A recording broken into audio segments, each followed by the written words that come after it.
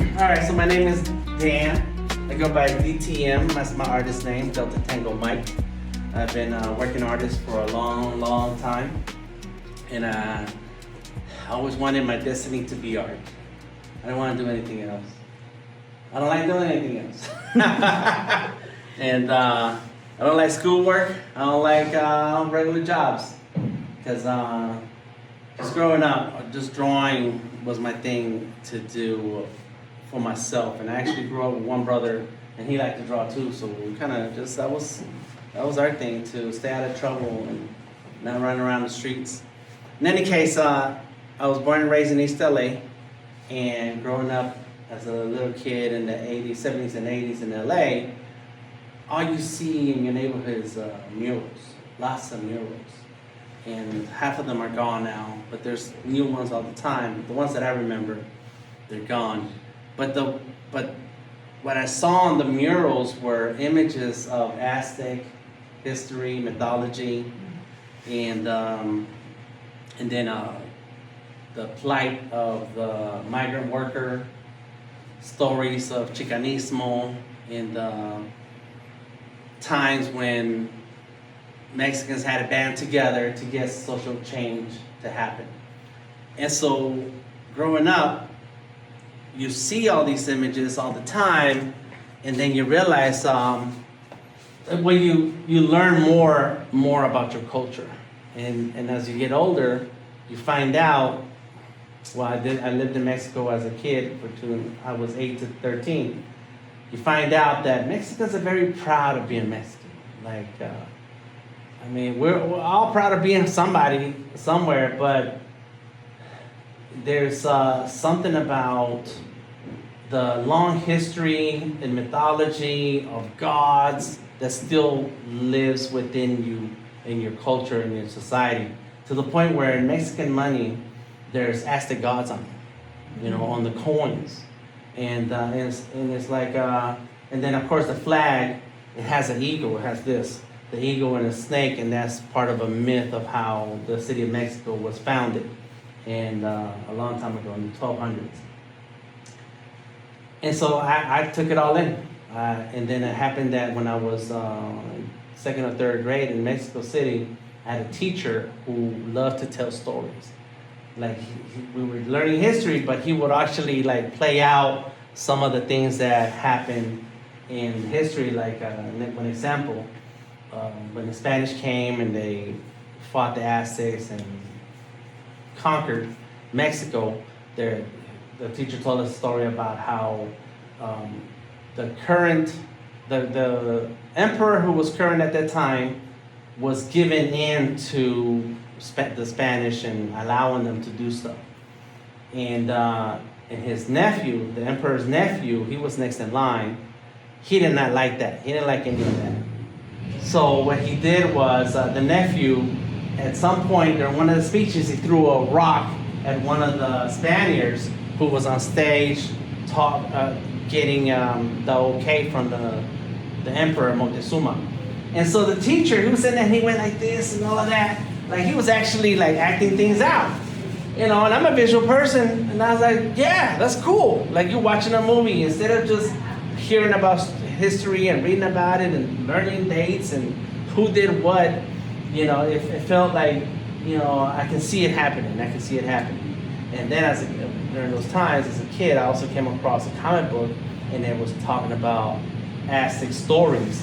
And then that's when I never forgot that, because I've been a Batman fan growing up. I've been a fan of The Punisher and different comics.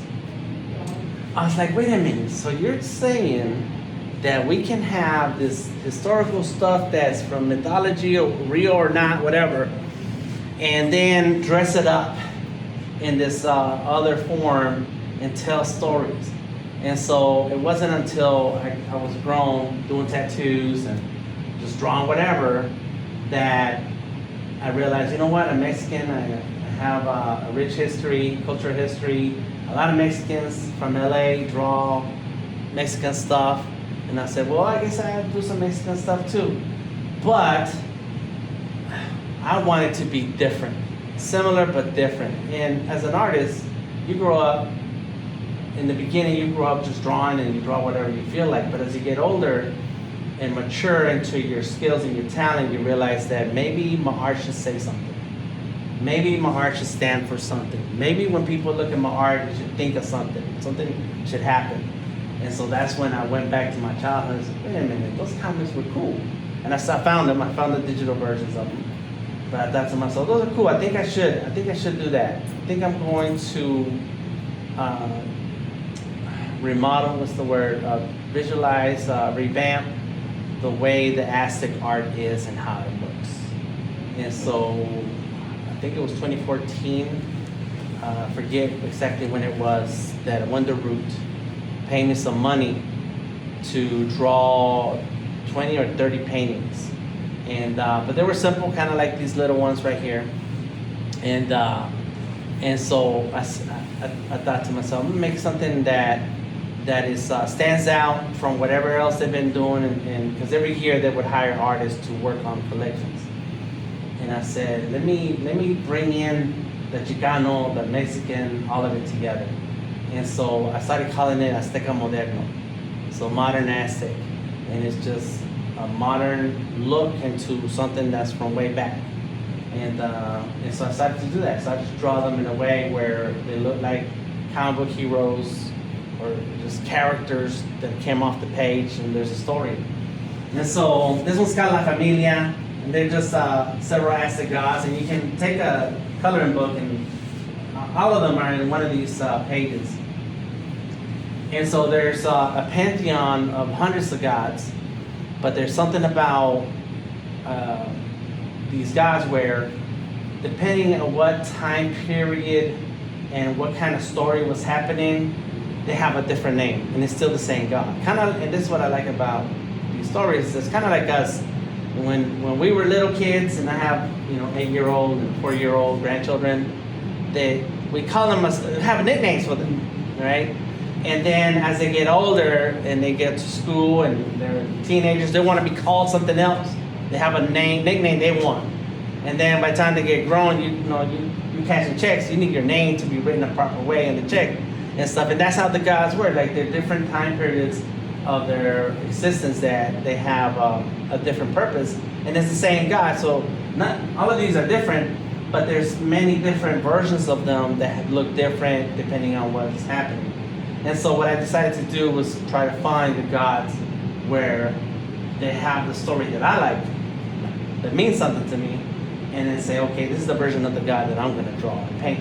And so this one right here in the middle, his name is Tezcatlipoca, and he is the smoking mirror. That's the name Tezcatlipoca means him with the smoking mirror. It's not smoky, but that's technically supposed to be a mirror there. And he's the god of destiny, among a bunch of other things.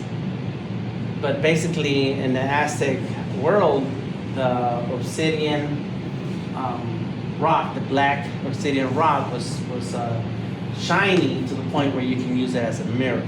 And so that's what's supposed to be here on his chest.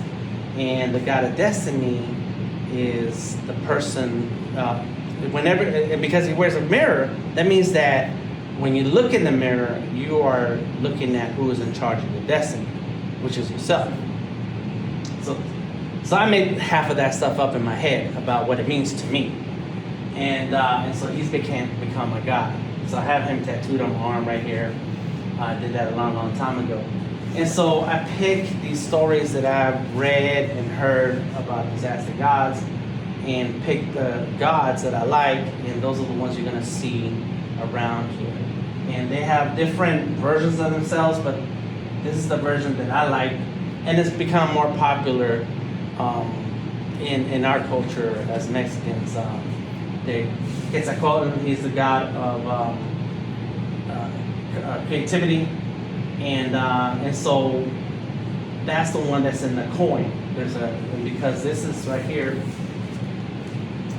When they dug up the pyramids in Mexico City, there's a dragon, snake face all along the bottom of the pyramid and stuff. And so there's certain gods that kind of became very, very, very popular and so on. The god of war, he is right next to him right there, Huitzilopochtli. and I don't have a big painting of him. I didn't do one because I have another one that's already, but I didn't bring it in. In any case, so those are my guys. Those are the ones I like. I grew up Catholic in Mexico. I grew up Seventh-day Adventist in LA, but then we moved to Mexico and everybody's Catholic in Mexico. And so we used to go to a Catholic church and do the events. And then one day, my mom was arguing with one of my aunts, and my mom said, "I swear to God." And then and as she said that, then she paused, and then she mentioned an Aztec God. So like, you're not supposed to say "I swear to God." So she kind of got around it by saying an Aztec God's name, And I was listening to your kid, and I'm like, wait a minute, it's like they can be our gods too. Oh snap! And so what you see here is all the little things along the way that kind of built up to how I see the Aztec gods, how I see the artwork, how I see my place in it. And I have stories that I want to tell. I have a comic book idea that I'm working on. I have a game idea that I want to work on. And some of these gods will come out and you'll see them.